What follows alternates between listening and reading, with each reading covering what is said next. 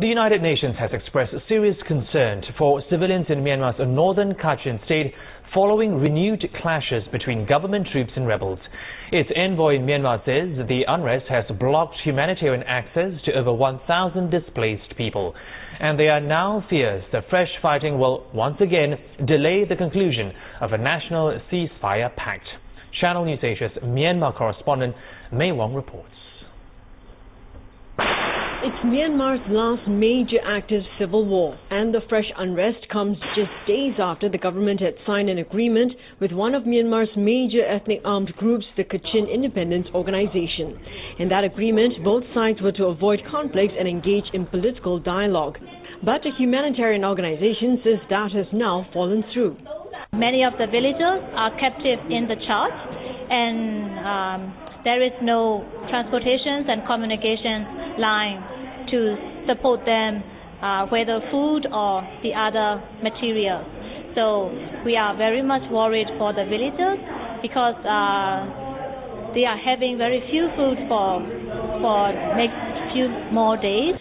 Many say the Myanmar government is eager to seal a national ceasefire agreement by this year because it will host the ASEAN summit next year.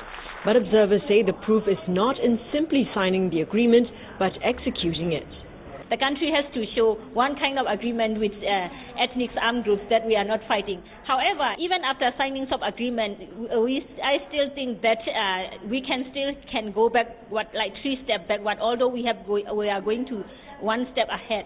Because according to our history, then all agreements were damaged or broken, and this one also can damage.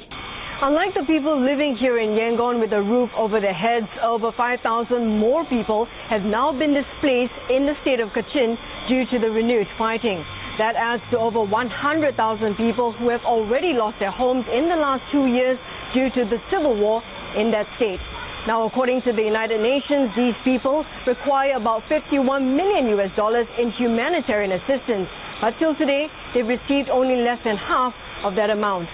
So with the renewed fighting, it appears that any thoughts of returning back to their original homes seem to be in a distant future. May Wong, Channel News Asia, Yangon.